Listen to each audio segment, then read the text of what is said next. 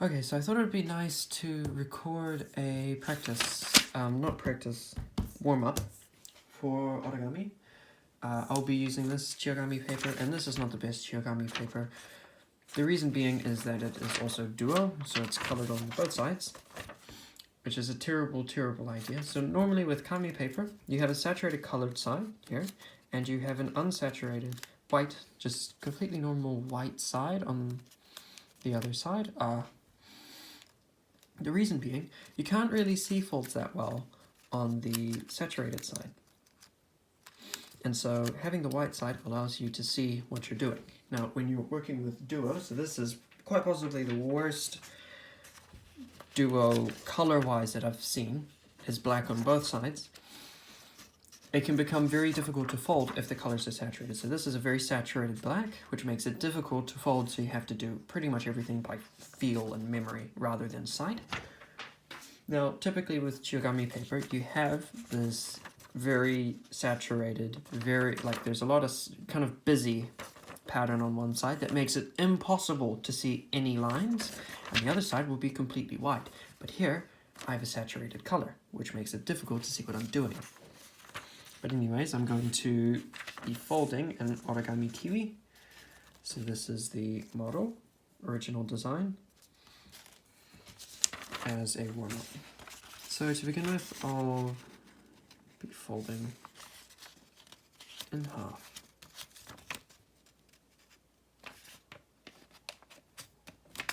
I'll just divide the paper up.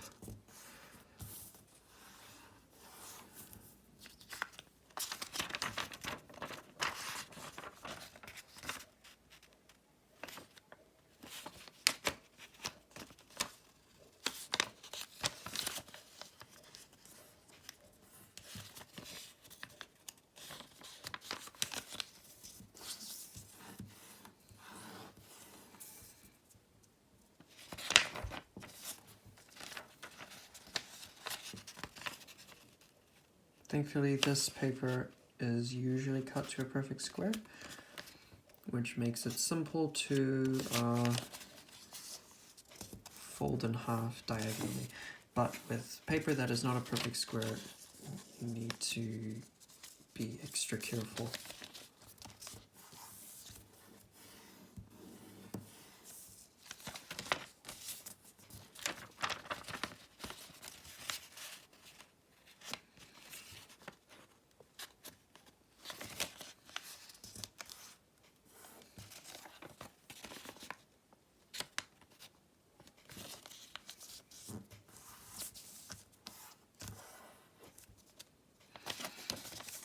Right, so I'll be folding the crease pattern first, rather than just folding the piece as normal, since I prefer to fold the crease pattern first, since that makes it more accurate.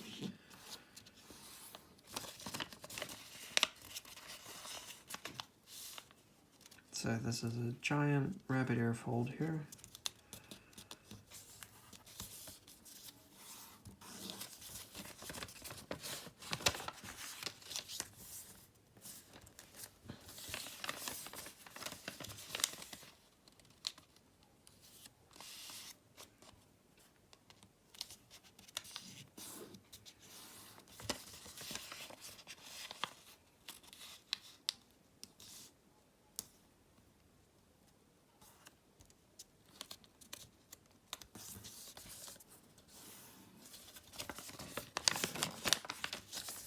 Just gonna close these because the sun is getting in my eyes.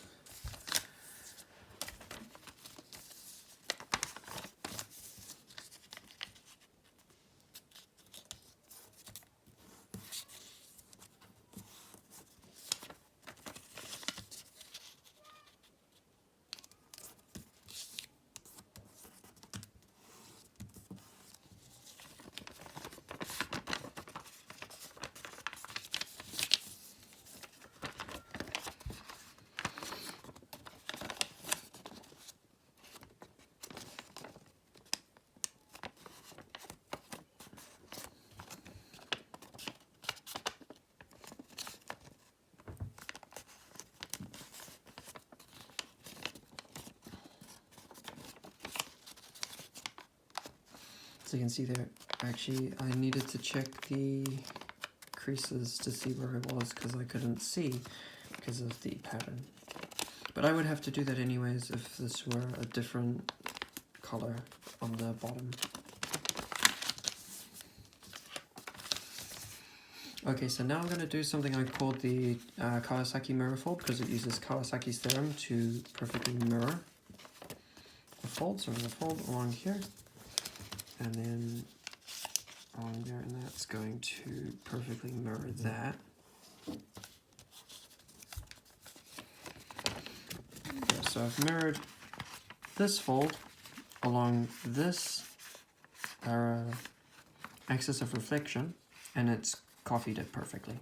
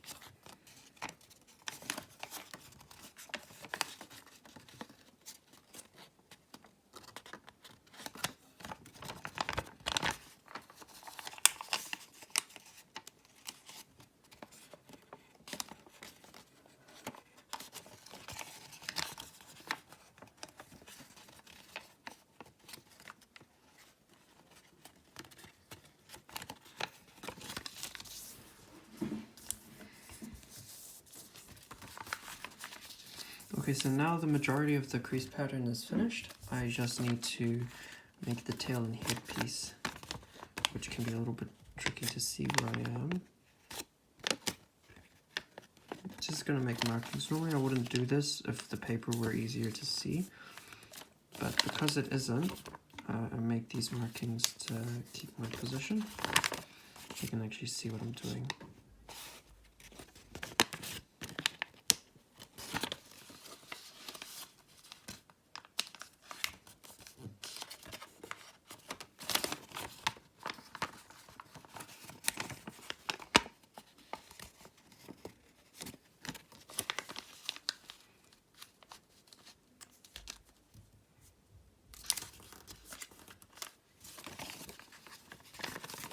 This is probably the hardest fold to do for this piece here with this paper.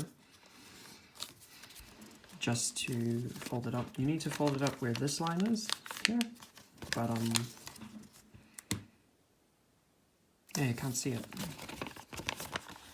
Okay, now here I could Kawasaki mirror fold, but because I want to keep the alinity, I'm just going to do a traditional mirror fold.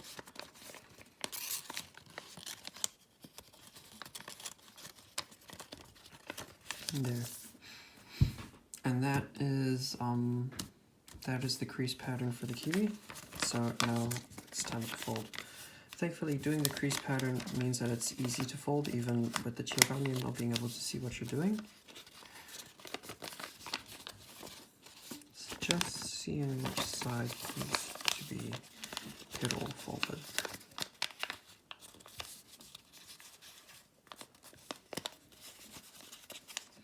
So there, this is the leg, and the way that I folded it, it actually contains part of the thigh crease, so everything should just flow together quite nicely.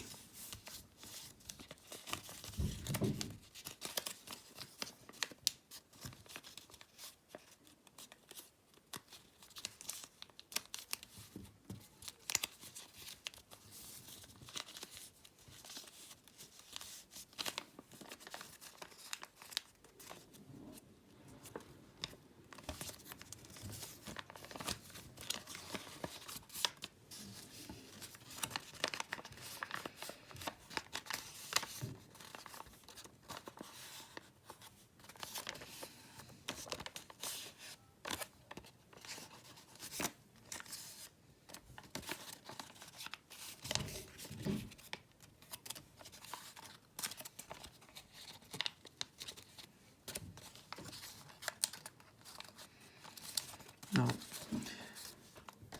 this is the side with the head, so I need to fold it so that the leg is pointing in this direction, which it should do by itself anyways, because of the way that it's being folded. However, here it seems to be a little bit more stubborn. Doesn't exactly want to flat fold. Okay, so I've made a mistake up at the tip here. I'm not entirely sure why though. Okay, so this is the base for the flightless birds that I created. So from this you can make ostrich, emu, moa, possibly a cassowary, although I haven't made that one, and a kiwi. So I'll be making the kiwi because that's my most popular and the one that I fold the most. This base was actually created for the kiwi, and then the rest can sort of be taken from that. So I'm just going to reverse fold inside here, pleat fold inside, sorry, here, and that's going to remove a portion of the leg. Just shorten it a little bit, but you don't want to shorten it too much. If you make it too short, then the bird cannot stand on its own.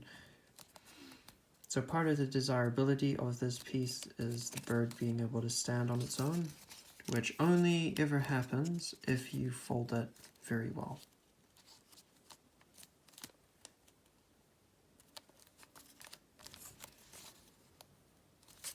So here I'm just going to shape the leg to better fit the foot area.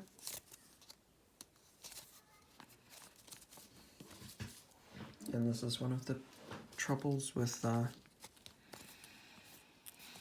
Chiyogami. I can't see what I'm doing on this side. It makes it a little bit more difficult to fold. But there I've done it fairly well. There's still a little bit of the base of the leg visible, which is not intended at all. Now with this other side, so this other side of the leg, you can sort of skip out on doing it super exactly.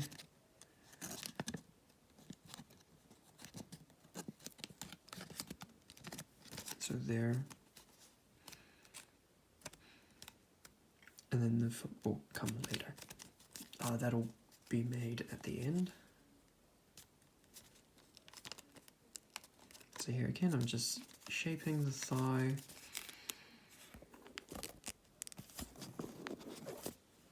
It's a little bit difficult to aim while I'm trying to look at it quite closely.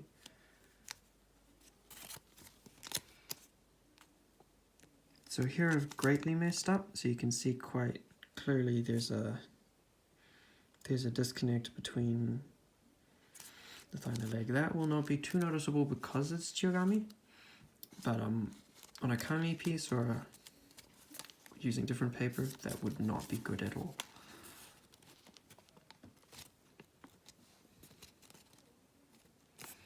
So this is clearly not the best piece, but of course I'm talking while folding, and this is just a warm-up. So I use this as my warm-up piece. Okay, so now I will be folding the tail. So here we have all the pleat folds that I made earlier. I'm just going to fold like that, and I'm not going to flat fold, I'm going to sort of curve it a little bit. That's going to give that kiwi tail that sort of pops out a little bit.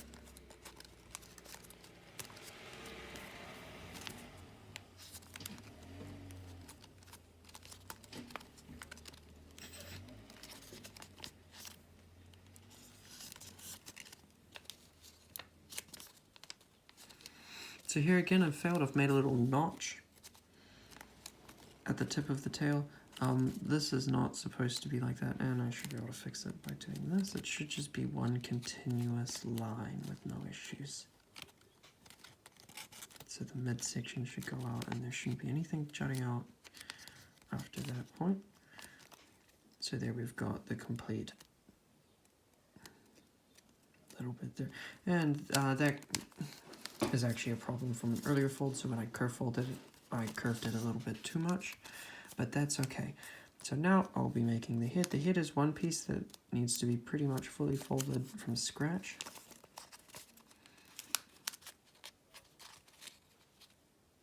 So there, quite difficult with the chiogami. Sorry, not kirigami. What's wrong with me?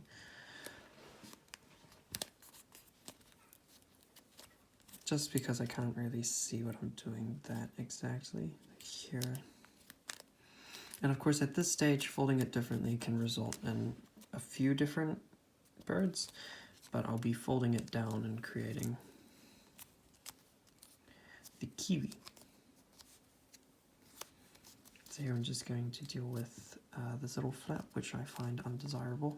So I'm just going to stick that away. Of course with this it's not too noticeable because it's the chiogami paper.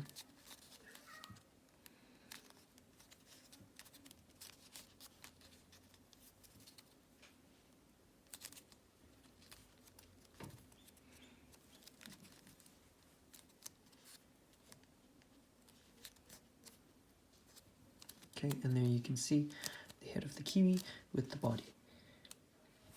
So now I will be just folding the feet, and if everything is folded well, so if it's got a high standard of folding, the kiwi should be able to stand on its own. So that's how I know if I've done well. Of course these are usually reverse folded, so I'll just do that.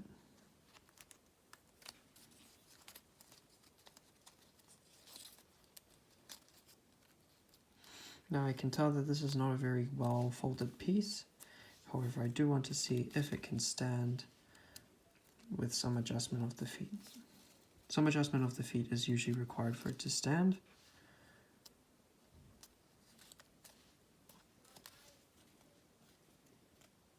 Over here, you can see it's a bit tail heavy, so it does not want to stand at all. Even when I adjust the feet, to make it easier for it to stand, it does not really want to stand at all. So there, that shows that it's somewhat poorly folded and it's a bit tail heavy, which is too bad. Anyways, that's the warm-up origami kiwi. Very simple to fold, and yeah, it's a decent warm-up. And you can see that I've definitely made quite a few mistakes here with the tip, the tail, here in the leg. That's a little bit off, that could be a bit better, and of course it does not stand up.